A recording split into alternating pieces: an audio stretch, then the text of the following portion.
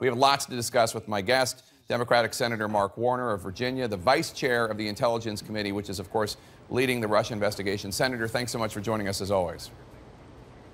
Thank you, Jake. So let's begin with Donald Trump Jr.'s meeting last year with that Russian lawyer. You heard President Trump's lawyer, Jay Sekulow, a moment ago, the president's lawyer maintaining there was nothing illegal about the meeting. I know Special Counsel Robert Mueller is overseeing the criminal part of this investigation. What's your response to this argument that there's nothing criminal here at this meeting last year? Well, we don't know because we don't know really what happened at the meeting. What we do know is Donald Trump Jr.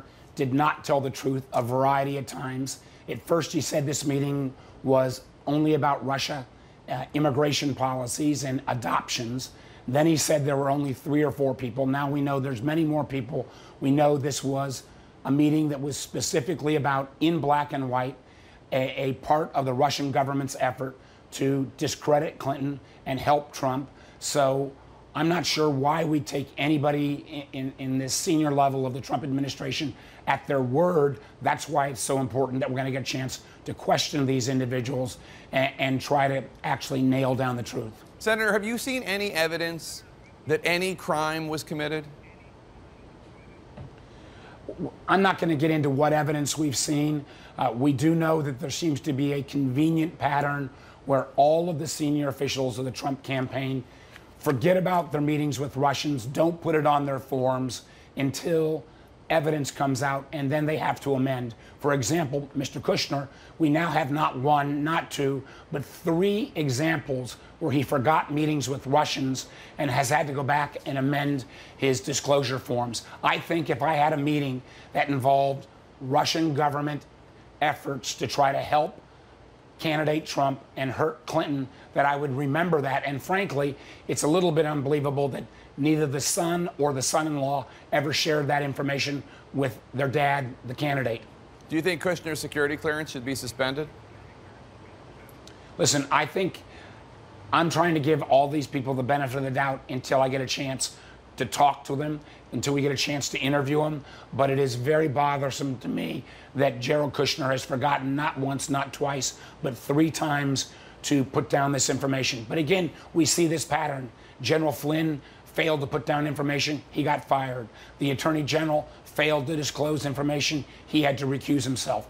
We had examples that were put out about what the firing of Jim Comey was about. Then the president himself said he fired Jim Comey because of the Russia thing. So the level of credibility from the senior levels of this administration really is suspect, and I think suspect regardless of which political party you belong to. That June 2016 meeting with that Russian lawyer, CNN has confirmed that it included at least 8 people. Will your committee seek to call all 8 of them, including Trump Jr. and Jared Kushner, to testify? I would like to hear from all of these individuals. Whether we'll be able to get the Russian nationals to come over and testify is an open question. With those people that our committee has jurisdiction over, the Americans, I sure as heck want to talk to all of them. Do you think that Trump Jr. and Kushner will testify in open session so the public can hear from them? They have said that they are anxious to work with the committee. Again, I'm going to take them at their word.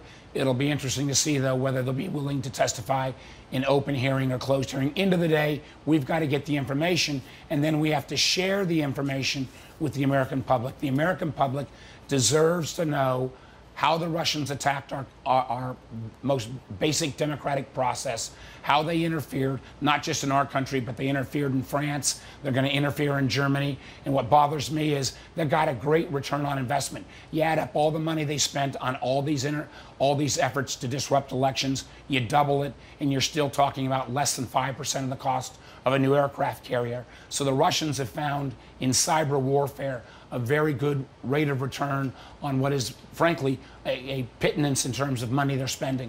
Do you have any sort of timeline on when we're going to have testimony from Kushner and Donald Trump Jr.? Listen, I would rather have us move much further and much faster. We were delayed a bit by the firing of Jim Comey, which, again, nobody could have predicted.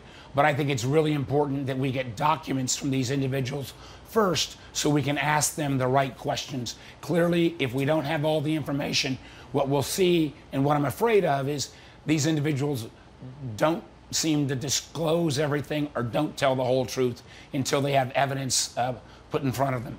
The last time you were on this program back on June 4th, you said that it appeared to you that Russian paid internet trolls created bots, a type of web robot that performs, would automatically put forward misinformation, false stories about Hillary Clinton in ways that seemed targeted. You said, at certain states, certain demographics, certain precincts. At the time, you said, quote, "We don't have full proof of this." You said you were investigating. Here we are 6 weeks later. Have you uncovered any evidence on this front? We've got more investigation to look into. I would like to also look into the activities of Cambridge Analytica. I'd like to look into the activities of the Trump digital campaign. I will point out this, Facebook, which basically denied any responsibility around our elections. By the time the French elections took place this spring, they actually took down 30,000 fake sites. We also know that it's been estimated that 8% of all Twitter accounts are fake.